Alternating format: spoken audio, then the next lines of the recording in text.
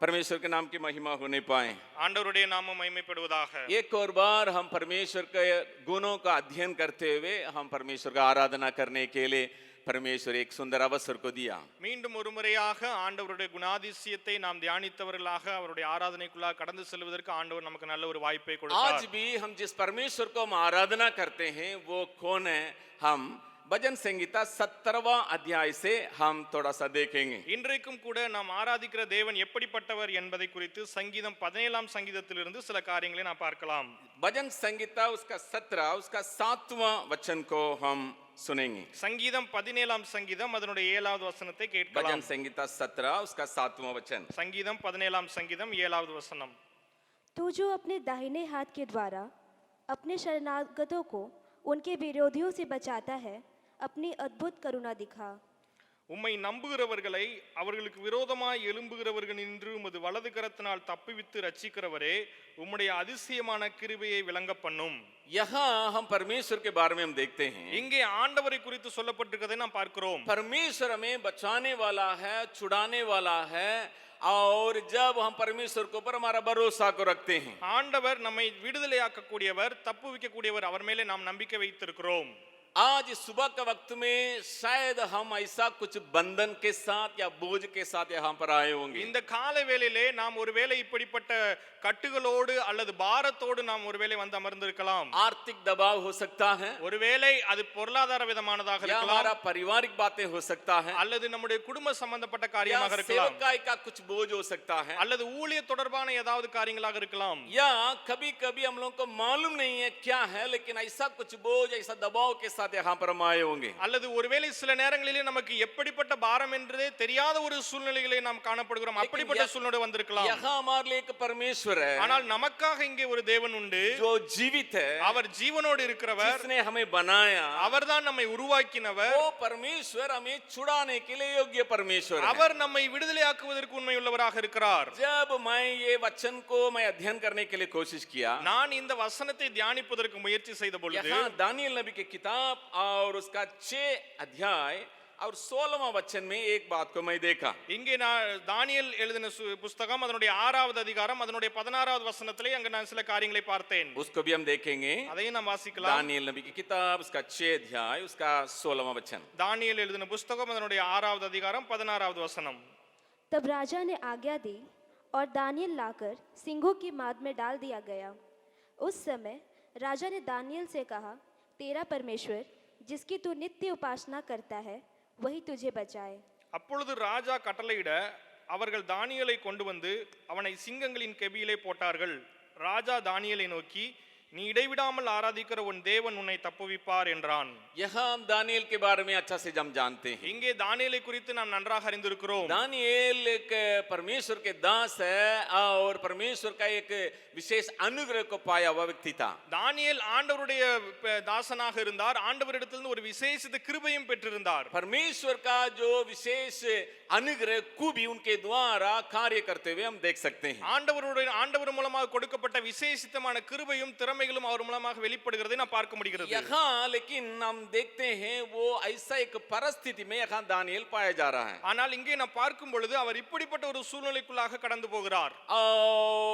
और शेर सिंह का जो है गुफा में डाला गया है। அங்கே சிங்கத்தின் கெபியிலே போடப்பட்டது. यहाँ वो बचने के लिए कोई उम्मीद नहीं है, அங்கே அவர் தப்பிப்பதற்கு எந்த ஒரு நம்பிக்கையும் கிடையாது. क्योंकि जब ऐसा जगह में जो सिंह को जो है डाला जाता है, रखा जाता है, वो उसका हमेशा भूख लगता है। அங்கே கெபியிலே வைக்கப்பட்டிருக்கிற அந்த சிங்கங்களானது எப்பவுமே பசியிலே நிறைந்திருக்கும். वो जब भी किसी को डाल देंगे दंड देने के लिए, ऐसा वो तुरंत फाड़ के खा लेता है। எப்பொழுது தண்டனை கொடுப்பதற்காக அங்கே யாரையாவது போடுகிறார்களோ உடனே அவர்களை பீறிட்டு அது கொன்று போடும். उन बातों को हम बाद में 24वां वचन में भी हम देखते हैं। அங்கே அந்த காரியங்களை 24வது வசனத்திலையும் நான் பார்க்க முடியும். जब जितने लोग दानियल के विरोध में आरोप लगाया, गलत आरोप उन लोगों को जब डालते हैं, तुरंत फाड़ के खा लिया। அங்கே தானியேலுக்கு விரோதமாக யாரெல்லாம் தவறான குற்றம் சாட்டப்பட்டவர்களை அங்கே போடப்பட்டார்களோ அவர்களை உடனே அங்கே கொன்று போட்டதை பார்க்க முடிகிறது. लेकिन इस घटना से राजा के मुंह से जरूर निकला है, लेकिन परमेश्वर का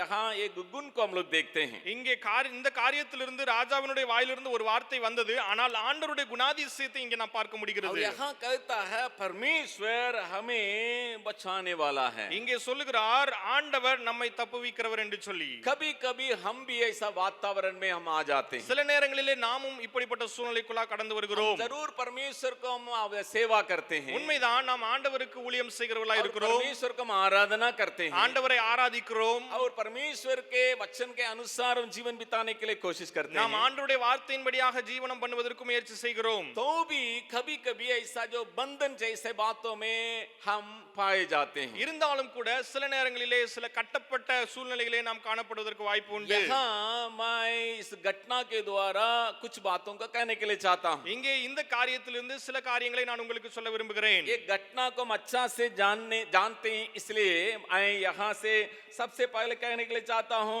जो भी हमारा बंधन है परमेश्वर हमें छुड़ा सकता है. இந்த சம்பவத்தை நன்றாக அறிந்திருக்கிறனாலே நான் இங்கிருந்து சொல்ல விரும்புகிறேன், நம்முடைய கட்டுகள் எப்பேற்பட்டதாக இருந்தாலும் சரி அவைகளிலிருந்து ஆண்டவர் நம்மை விடுதலையாக்குவார். सबसे पहले परमेश्वर आपसे कहने के लिए चाहता है, बच्चे बड़े आपके बातें जितना भी बड़ा या गंभीर क्यों न हो, परमेश्वर आपको बचा सकता है. முதலாவது ஆண்டவர் சொல்ல விரும்புகிறார், சிறியோரே பெரியோரே உங்களுடைய காரியங்கள் எவ்வளவு பலமானதாக எவ்வளவு பெரியதாக இருந்தாலும் சரி அவைகளிலிருந்து ஆண்டவர் உங்களை தப்புவிக்க கூடும். मनुष्य के जीवन में कब ज्यादा दबाव होता है मालूम है? மனிதனுடைய வாழ்க்கையில எப்பொழுது அதிகமான அழுத்தம் வருகிறது தெரியுமா? जब मनुष्य सोचता है इससे बाहर निकलना मुश्किल है, எப்பொழுது மனிதன் இதிலிருந்து என்னால் வெளியே வருவது கடினம் என்று நினைக்கிறானோ, चाहे पैसा की बातें क्यों न हो, ஒருவேளை அது பண தொடர்பான காரியமாக या இருக்கலாம், पढ़ाई की बातें क्यों न हो, அல்லது படிப்பு சம்பந்தப்பட்ட காரியமாக या இருக்கலாம், और कुछ समस्या क्यों न हो, அல்லது வேற ஏதாவது பிரச்சனைக்குரிய காரியமாக जब இருக்கலாம். मन में बार बार ये हमें दबाता है, इससे बचना मुश्किल है, इससे बाहर आना मुश्किल है, वो ज्यादा भारी को हमारे ऊपर डालता है. எப்பொழுது இவைகளிலிருந்து என்னால் வெளியே வர முடியாது என்று மனதுக்குள்ளாக ஒரு எண்ணம் தோன்றுகிறதோ அவைகள் அதிகமான பாரத்தை கொடுக்கிறதாக காணப்படுகிறது. इसलिए परमेश्वर सबसे पहले ये घटना से हमें बताने के लिए चाहता है, எனவேதான் ஆண்டவர் முதலாவது இந்த சம்பவத்திலிருந்து இந்த காரியத்தை நமக்கு கற்றுக் கொடுக்க விரும்புகிறார். आप इस परिस्थिति से, ये घटना से, इस प्रकार का समस्या से जरूर बाहर आएंगे. இப்படிப்பட்ட சூழ்நிலையிலிருந்து இப்படிப்பட்ட சம்பவங்களிலிருந்து உண்மையாகவே உன்னால் வெளியே வர முடியும். एक वचन को, उसी वचन को हम लोग 16 वचन को और मैसेज ट्रांसलेशन में देखेंगे, वहां बहुत अच्छे ढंग से लिखा हुआ है. அங்கே 16வது வசனத்தை மெசேஜ் டிரான்ஸ்லேஷன் என்று சொல்லப்படுகிற அந்த வெர்ஷனில் நான் பார்க்கும் பொழுது மிகவும் அருமையாக Your எழுதப்பட்டிருக்கிறது. God to whom you are so loyal is going to get you out of this. ये इस प्रकार के जगह से आपको जरूर निकाल देंगे. ஆண்டவர் இப்படிப்பட்ட சூழ்நிலையிலிருந்து நிச்சயமாகவே உங்களை வெளியே கொண்டு வருவார். आज हम ऐसा परमेश्वर का आराधना करने के लिए आए हैं, वही हमें बनाए, जैसे हम शुरू में गीत गाएं. நாம் ஆரம்பத்திலே பாடல் பாடின பிரகாரமாக நாம் நம்மை உருவாக்கின தேவனை ஆராதிப்பதற்காக வந்திருக்கிறோம். हमारा बाहर भीतर हर बातों को अच्छा से जानने वाला, நம்முடைய வெளி பிரகாரமான உள்ளான எல்லா காரியங்களையும் நன்றாக அறிந்திருக்கிற தேவன், बीती हुई बातों को और आने वाली बातों को भी जानने वाला, கடந்து போன காரியங்கள் வரப்போகிற காரியங்களையும் அறிந்திருக்கிறவர். इसलिए एक पक्का निश्चयता हमारे अंदर में आने पाए, इस प्रकार का परिस्थिति से मैं जरूर बाहर आऊंगा. எனவே நமக்குள்ளாக ஒரு அப்படிப்பட்ட உறுதியான ஒரு நிச்சயம் கடந்து வருவதாக, இப்படிப்பட்ட சூழ்நிலையிலிருந்து நான் மெய்யாகவே வெளியே கடந்து வருவேன். दूसरा और एक बात को भी हमें समझना जरूरी है, அதோடு கூட இரண்டாவது இன்னொரு காரியத்தை நாம் புரிந்து கொள்ள வேண்டும். जब हम परमेश्वर को लगातार आराधना करते हैं, எப்பொழுது நாம் ஆண்டவரை தொடர்ந்து ஆராதிக்கிறோமோ, परमेश्वर के ऊपर भरोसा के साथ आगे बढ़ रहे हैं, ஆண்டவர் மேலே நம்பிக்கையுடையவர்களாய் தொடர்ந்து முன்னேறுகிறோமோ, ये जो घटना है या ये कुफा है, ये जो बातें हैं, ये अंत नहीं है.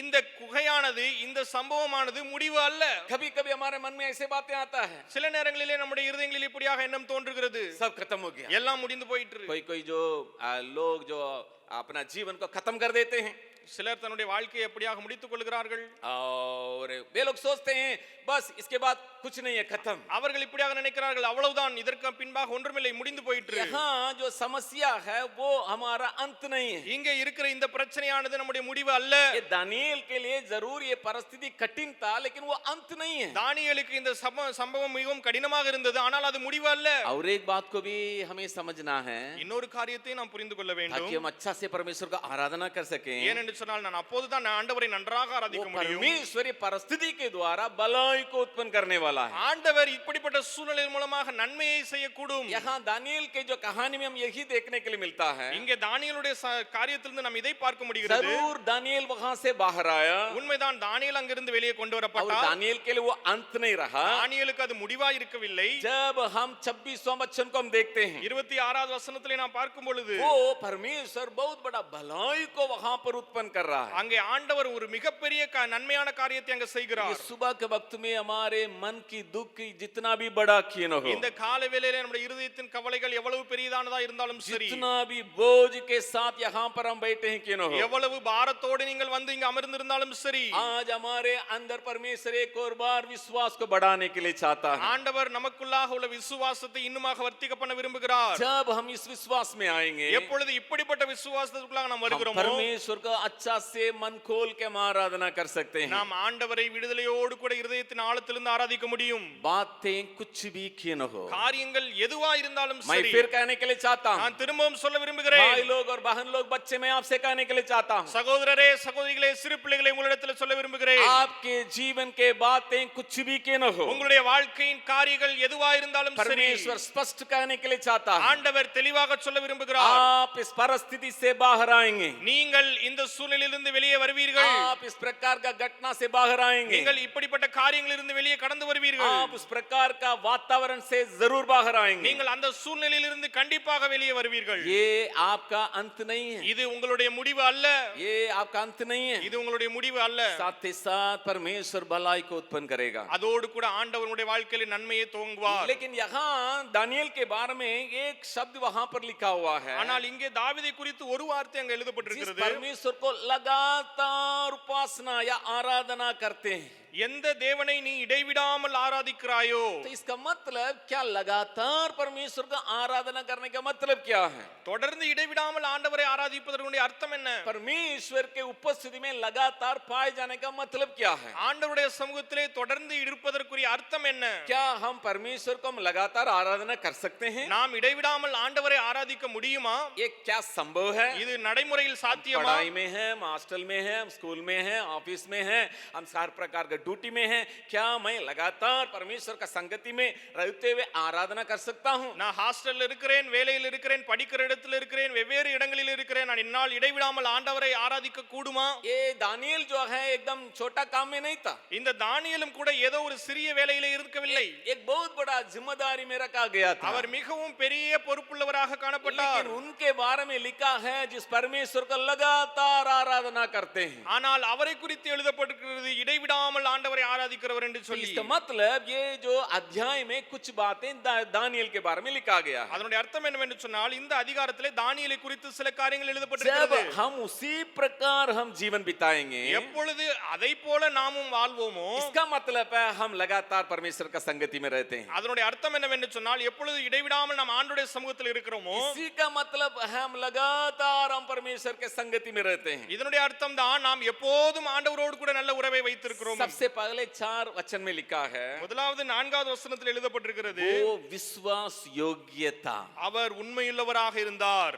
और हर बातों में, और वो विश्वास योग्यता के साथ वो अपना काम, अपना जिम्मेदारी हर बातों को कर रहा था। எல்லா காரியங்களிலும் தன்னுடைய வேலைகள் எல்லாவற்றிலும் அவர் உண்மையுள்ளவராக இருந்தார். दूसरा और एक बात को हम देख सकते हैं, இரண்டாவது இன்னொரு காரியத்தை பார்க்க முடியும். 10वां वचन में लिखा है वो लगातार प्रार्थना करने वाला था। 10வது வசனத்திலே சொல்லப்பட்டிருக்கிறது அவர் எப்போதும் ஜெபம் செய்கிறவராய் காணப்பட்டார். इसका मतलब ये नहीं है அதனுடைய அர்த்தம் இதல்ல, मैं हमेशा प्रार्थना में ही रहता हूँ, நான் அப்படியே எப்போதுமே ஜெபத்திலே தான் இருப்பேன், हमेशा एकदम प्रार्थना में ही रहता हूँ। அப்படியே ஜெபத்திலே தான் எப்பயுமே இருப்பேன். ऐसा नहीं है, सिस्टमैटिकली वो प्रार्थना में था। அப்படி அல்ல, ஒரு நெறிமுறையோடு ஒழுங்குமுறையோடு அவர் ஜெபத்திலே यहाँ இருந்தார். लिखा है, यहाँ लिखा है, இங்கே எழுதப்பட்டிருக்கிறது और 3 समय जो है वो हमेशा हमेशा प्रार्थना करने वाला था। 3 வேளையும் அவர் எப்போதும் ஜெபம் பண்ணுகிறவராக காணப்பட்டார். वो एकदम ऐसा एकदम डिसिप्लिन के साथ अपना जीवन में प्रार्थना में पाया जाता था। அவர் அப்படியாக ஒரு ஒழுக்கத்தோடு கூட ஜெபத்தை செய்கிறவராக காணப்பட்டார். और 23वां वचन में भी हम देखते हैं, அங்க 23வது வசனத்திலே நாம் பார்க்க முடிகிறது, परमेश्वर के ऊपर उनका अटल भरोसा था ஆண்டவர் மேலே அவருக்கு ஒரு அசைக்க முடியாத நம்பிக்கை இருந்தது. और हर बातों में परमेश्वर के ऊपर ऊपर बहुत बड़ा विश्वास उनके जीवन में था। எல்லா காரியத்திலும் ஆண்டவர் மேலே அவருக்கு விசுவாசம் காணப்பட்டது. और 22वां वचन में लिखा है, அங்க 24வது வசனத்தில் और எழுதப்பட்டிருக்கிறது, मनुष्य के सामने और परमेश्वर के सामने कहीं भी किसी भी प्रकार का गलत उनके जीवन में नहीं था। 22வது வசனம், ஆண்டவருக்கு முன்பாகவும் சரி மனிதருக்கு முன்பாகவும் சரி எந்த ஒரு குறைவும் அவர்களால் காணப்படவில்லை. दानियेल के बारे में लिखा है, निर्दोष व्यक्ति था। அங்கே அவர் குற்றமற்றவராக காணப்பட்டார் என்று தானியேலுக்கு முன்பாக எழுதப்பட்டிருக்கிறது. इसका मतलब क्या है? அதனுடைய அர்த்தம் என்ன?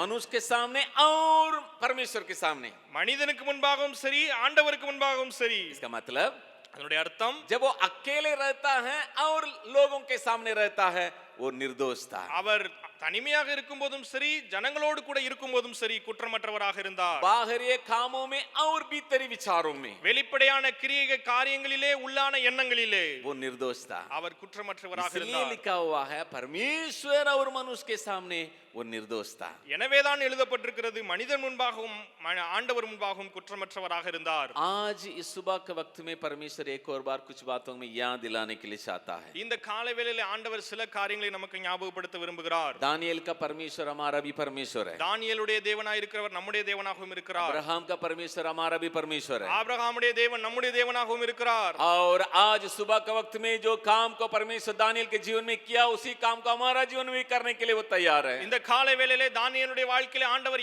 எந்த காரியத்தை செய்தாரோ அதே காரியத்தை நம்முடைய வாழ்க்கையிலும் செய்ய உண்மையுள்ளவராக இருக்கிறார். लेकिन हम उस प्रकार के बातों को अगर अनुभव करना है तो ஆனால் அப்படிப்பட்ட காரியங்களை நம்முடைய வாழ்க்கையிலே நாம் அனுபவிக்க வேண்டும் என்று हमारे इस சொன்னால், प्रकार का परिस्थिति से परमेश्वर हमें छुड़ाना है तो நம்முடைய இப்படிப்பட்ட சூழ்நிலையிலிருந்து ஆண்டவர் நம்மை விடுதலையாக்க வேண்டும் என்று हम சொன்னால், अपने जीवन को जांचना जरूरी है। நாம் நம்முடைய வாழ்க்கையை தற்பரிசோதனை செய்ய வேண்டியது क्या அவசியம். मैं विश्वास योग्य व्यक्ति हूँ? நான் உண்மையுள்ளவனாக இருக்கிறேனா? क्या मेरा प्रार्थना का जो जीवन है वो सिस्टमेटिक है? என்னுடைய ஜெப வாழ்க்கையானது சரியான ஒழுங்கு நெறிகளோடு காணப்படுகிறதா? सवेरे और जो शाम में जब भी हम प्रार्थना करते हैं, क्या हम कुछ अनुशासन के साथ हम प्रार्थना में रहते हैं? காலையிலே அல்லது மாலையிலே நான் எப்பொழுதெல்லாம் ஜெபிக்கிறேனோ அப்பொழுதெல்லாம் ஒழுங்கு நெறிகளோடு நான் ஜெபம் செய்கிறேனா? डिसिप्लिन का मतलब जो मिलिट्री में पाया जाता है। அங்கே ஒழுங்கு நெறிகள் என்று சொல்ல போகும் பொழுது அது மிலிட்டரியில காணப்படுகிற காரியமாக मिलिट्री இருக்கிறது. में फौजी में हम देख सकते हैं। அங்க மிலிட்டரியில நாம் பார்க்க முடியும் இந்த காரியங்களை. इसका मतलब क्या है? ये टाइम है तो टाइम है। அதனுடைய அர்த்தம் என்னவென்று சொன்னால், நேரம் என்றால் நேரம். ठंडा हो, बारिश हो या धूप हो, कुछ भी क्यों न हो, அது குளிராக இருந்தாலும் சரி மழையாக வெயிலாக இருந்தாலும் சரி எதுவாக இருந்தாலும் சரி, तो ये इस प्रकार का डिसिप्लिन को हम दानियेल के जीवन में देखते हैं। இப்படிப்பட்ட ஒழுக்கத்தை நாம் தானியேலுடைய வாழ்க்கையிலே பார்க்க முடியும். आज परमेश्वर हमें याद दिलाने के लिए चाहता है। இன்றைக்கு ஆண்டவர் நமக்கு ஞாபகப்படுத்த हम விரும்புகிறார். अपना प्रार्थना के जीवन में हम कैसे रहते हैं? நம்முடைய ஜெப வாழ்க்கையிலே நாம் எப்படி இருக்கிறோம்? जरूर हम सब कोई प्रार्थना करते हैं, நாம் எல்லாரும் ஜெபிக்கிறோம் உண்மைதான். लेकिन क्या उसमें डिसिप्लिन है? அதிலே ஒழுங்கு நெறிகள் क्या உண்டா? हमारा प्रार्थना के जीवन में अनुशासन है? நம்முடைய ஜெப வாழ்க்கையிலே ஒரு ஒழுங்கு நெறிமுறைகள் अगर உண்டா? 4 बजे हम उठते हैं, प्रार्थना करते हैं, क्या हम लगातार कर पा रहे हैं? ஒருவேளை 4 மணிக்கு எழுந்து ஜெபிக்கிறவர்களா இருந்தால் தொடர்ந்து நாம் செய்கிறோமா? या रात में हम आधा घंटा 1 घंटा प्रार्थना करने वाले थे, क्या उसको हम लगातार कर पा रहे हैं? அல்லது இரவு நேரங்களில் அரை மணி நேரம் ஒரு மணி நேரம் ஜெபிக்கிறவர்களா இருந்தோம், இப்பொழுது தொடர்ந்து செய்கிறோமா? दोपहर में लंच के टाइम में 10 मिनट 15 मिनट प्रार्थना करने का आदत था, क्या उसको हम लगातार कर रहे हैं? மதிய நேரங்களிலே 15 நிமிடம் அரை மணி நேரம் ஜெபிக்கிற பழக்கம் இருந்தது, இப்போது செய்கிறோமா? परमेश्वर में याद दिलाने के लिए चाहता है। ஆண்டவர் ஞாபகப்படுத்த விரும்புகிறார். हम प्रार्थना में अनुशासन को लेके आएंगे, நாம் ஜெபங்களிலே ஒழுக்கங்களை கொண்டு வருவோமாக. प्रार्थना में अनुशासन के साथ हम आगे बढ़ेंगे। நாம் ஜெபங்களிலே ஒழுக்கத்தோடு கூட தொடர்ந்து முன்னேறுவோமாக. अगर इसी में अगर अनुशासन को हम लोग खोए हैं तो, ஒருவேளை இதிலே நாம் ஒழுக்கங்களை தொலைத்திருப்போம் என்று சொன்னால், अगर हम परमेश्वर के पास आएंगे, நாம் ஆண்டவருடைய சமூகத்திலே प्रभु வருவோமாக. मैं अनुशासन के साथ मैं प्रार्थना करने के लिए अपने आप को सौंपता हूं। ஆண்டவரே, நான் ஒழுக்க நெறிமுறைகளோடு நான் ஜெபம் செய்வதற்கு ஒப்புதல் பண்ணுகிறேன். हमारा जीवन का परिस्थिति कुछ भी क्यों न हो, நம்முடைய வாழ்க்கையின் சூழ்நிலை எப்படியாக हमारा இருந்தாலும் சரி, जीवन का बातें कुछ भी क्यों न हो, நம்முடைய வாழ்க்கையின் காரியங்கள் எதுவா இருந்தாலும் சரி, सारे बातों से परमेश्वर में बाहर ले आ सकता है। நம்முடைய காரியங்கள் எல்லாவற்றிலும் இருந்து ஆண்டவர் நம்மை விடுதலை साथ ही கொண்டு வர साथ முடியும். हम अपने आप को जांचना जरूरी है। அதோடு கூட நாம் நம்மை தற்பரிசோதனை செய்ய एक வேண்டியது அவசியம். निर्दोष जीवन ஒரு குற்றமற்ற வாழ்க்கை मनुष्य के सामने और परमेश्वर के सामने, மனிதனுக்கு முன்பாகவும் சரி தேவனுக்கு முன்பாகவும் एक சரி, निर्दोष जीवन ஒரு குற்றமற்ற வாழ்க்கை किसी भी बातों का वहां पर देखने के लिए नहीं मिलता है। எந்த காரியத்தையும் அங்கே பார்க்க முடியாது. किसी भी प्रकार का गलती वहां पाया नहीं जाता அங்கே है। ஒரு வகையான குற்றமும் பார்க்க முடியாது. अगर इन सारे बातों में हम अपने आप को सही रखेंगे, இந்த எல்லா காரியங்களிலும் நாம் நம்மை சரியாக வைப்போம் என்று ये சொன்னால், जो बातें हमें दबा के रखा है, எந்தெந்த காரியங்கள் நம்மை அழுத்தி வைத்திருக்கிறதோ, हमें बंधन जैसा है, கட்டுகள் தடைகள் போன்று காணப்படுகிறதோ, बाहर आना मुश्किल करके हमारे मन कहता है, மனநிலை இப்படியாக சொல்கிறதிலிருந்து வெளியே வருகிறது கடினம் என்று, आज परमेश्वर कहने के लिए चाहता है उन सारे बातों से मैं तुम्हें छुड़ाऊंगा। அந்த காரியங்களிலிருந்து ஆண்டவர் இப்படியாக நம்மை வெளியே கொண்டு வருவதற்கு அவர் சொல்லுகிறார். इन सारे बातों में अगर हम ध्यान देंगे, இந்த எல்லா காரியங்களையும் நாம் கவனம் வைப்போம் என்று சொன்னார், ये समस्या हमारे लिए अंत नहीं होगा। இந்த காரியம் நமக்கு முடிவாய் இருக்காது. अगर इन सारे बातों में हम दानियेल के समान आगे बढ़ेंगे, இந்த எல்லா காரியங்களிலும் தானியேலை போல நாம் தொடர்ந்து முன்னேறுவோம் जो என்று भी சொன்னார். परिस्थिति को हम सामना करते हुए आगे बढ़ रहे हैं, எந்த சூழ்நிலையை நாம் சந்தித்து முன்னேறுகிறோமோ, जो भी दबाव में है, எந்த அழுத்தத்தில் இருக்கிறோமோ, परमेश्वर उसी से भलाई को उत्पन्न करेगा। ஆண்டவர் அதிலிருந்து நன்மையை உருவாக்குவார். उन बातों को मन में रखते हुए आइए हम लोग सब कोई खड़े हो जाएंगे, हम परमेश्वर का आराधना करते हुए